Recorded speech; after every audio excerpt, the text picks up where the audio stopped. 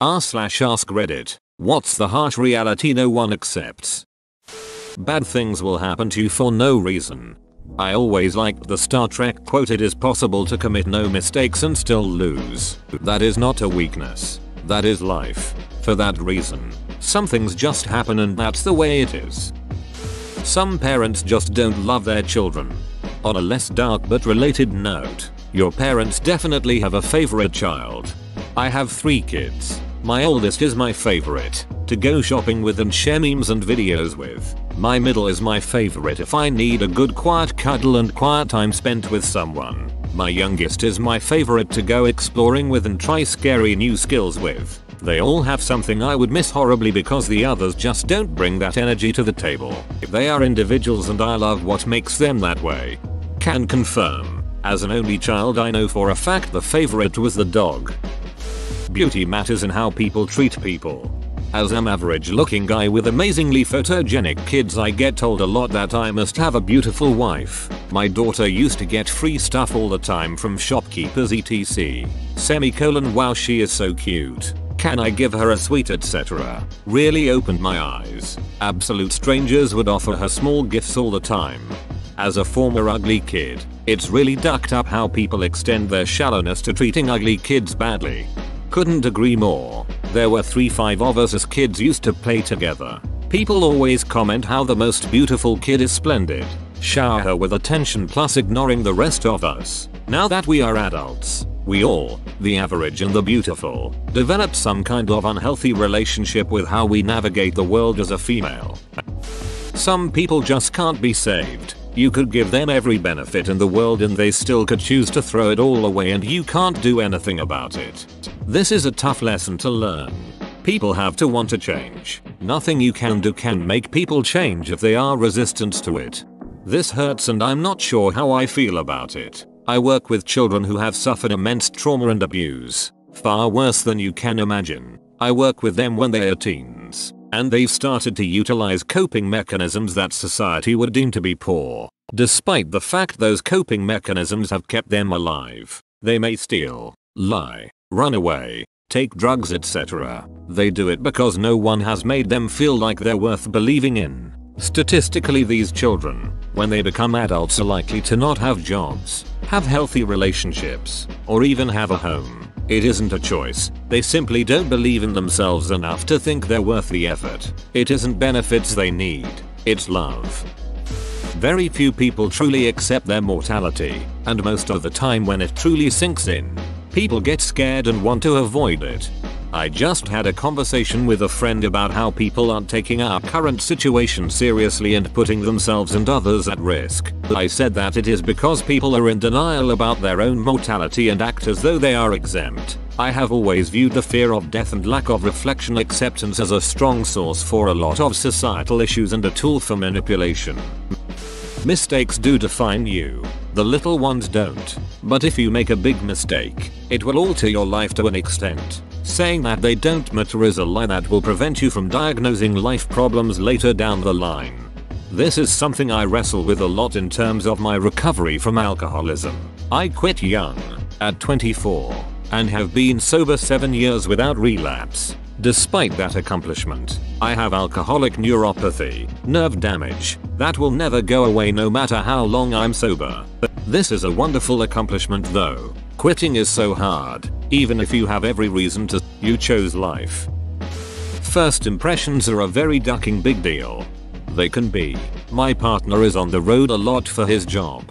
This particular week he was away with one of the big bosses of the company. Everyone in the office knew the big boss was traveling with my partner in the car. My partner got a call from a customer and had to ring the office to finalize the sale all via the car kit. Office guy picks up the phone. "Yeah, what do you want?" in a super uninterested and gruff voice. Needless to say, he left a lasting impression. Seems like it's not that important, but in a workplace that kind of thing stands out. Money and good looks matter. And if you don't have enough good looks, just add money. Hard work doesn't always pay off. Something I learned my first week in the corporate world, and again even up until all the coronavirus layoffs. A non-executive's value to the company is strictly dictated by which side of the balance sheet their compensation falls. Some people just don't get a happy ending. Some people never find happiness or satisfaction. People tell you that there is light at the end of the tunnel, but for some people there isn't. They never get to see any light, just darkness. Yep, I once lived with someone like that. She was in her 70s 80s and I rented a room in her house for a few months. She was truly miserable. She told me about how she grew up in Turkey with an absent father and abusive alcoholic mother. She told me how she escaped her overbearing family by marrying an Indian diplomat. Then how her husband abused her for years. She was missing teeth because of it. Then when her family moved to Canada, how she worked for years for her husband and kids with no thanks. By the time I moved in with her, she was all alone, living in low-income housing, yelling at her kids on the phone once a week about how they are terrible children who never visit, and ranting to me about how terrible her life had been and how many regrets she had. She was an awful person to be around, but it was clear she had lived a life full of suffering. A parrot can't say anything they haven't heard. Sometimes people who have only lived through malice and hate can't understand or reciprocate love. It's really difficult to do something that no one has shown you before. It's much easier to stick with what you know. That I don't care that you broke your elbow. Or duck. I can't believe you've done this. Not everyone is going to like you, no matter how hard you try.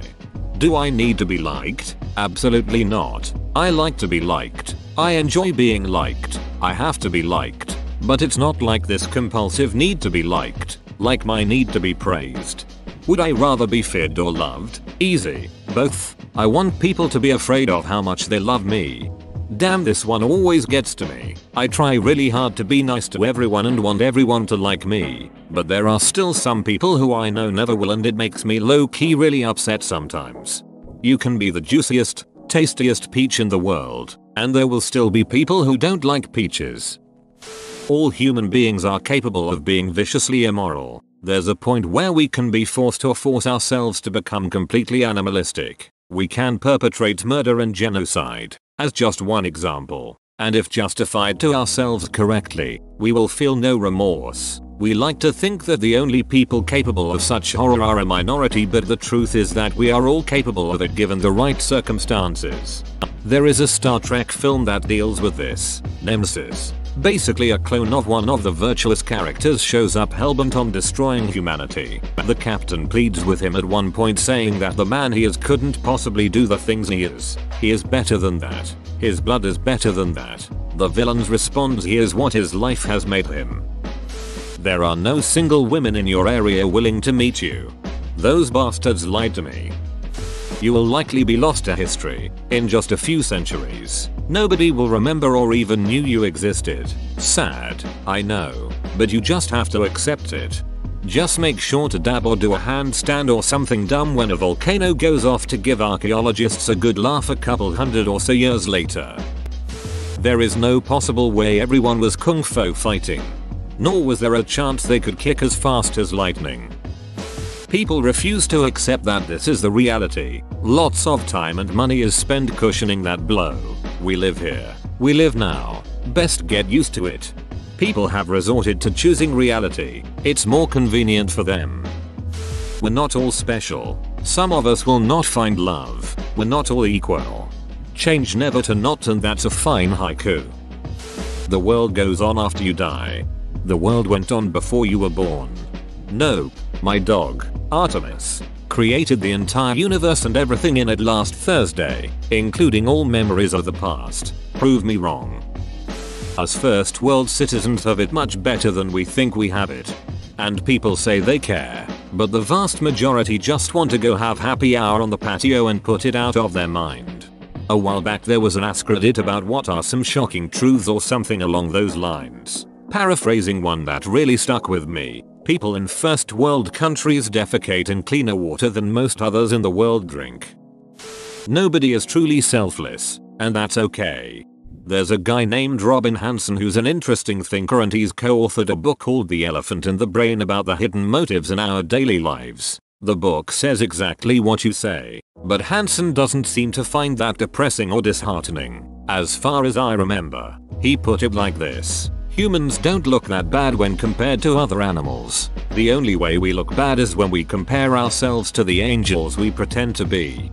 Reminds me of a quote. limited in nature, infinite in his desires. Man is a fallen god who remembers the heavens. Alphonse de Lamartine. People often hunger for truth but seldom like the taste of it served up. George R.R. Martin. Because more often than not, they're looking for an answer that comforts them from a fear that they have. But when they get hit with a reality check, their fears are confirmed, which makes them sadder and more anxious. If Shrek 5 happens, it's going to be a shitty cash grab and Shrek is probably going to do the floss. Please don't say things like this. I don't want to think about it. This is a harsh reality I can't accept. I don't know who most of you are, and it'll be like that forever. Therefore there will always be someone who doesn't care about you whatsoever.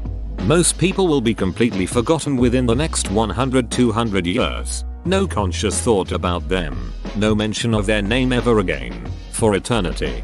It's kind of freeing to think about that because it means it really doesn't matter that much what you do. No one is paying that much attention to you. And all the shit you worry so much about is just temporary. There is no karma. Bad things happen to good people. Bad people do bad things that never catch up to them. Good people do good things that screw them over in the long run. It's all random. Sometimes you must accept the truth that there always will be idiots who will duck it up for rest of us. And sometimes that idiot will be you. Pandemics last years, not weeks or months. To add on to this, flattening the curve wasn't about reducing the total number of infection cases, it was to slow down the rate and distribute it out over a longer period of time. The current precautions we're taking are to allow hospitals to not be overwhelmed with many cases at once, not to completely prevent us from catching the virus. There could be a gamma ray burst coming from deep space to fry our entire planet within a second and we'd have no way of knowing it. Have a good night, fellas. Whoa, you made it to the end? You're a ducking beast. I'll cut you a deal. Smash like and subscribe for more curated content, bruh. It's free and that's a great price.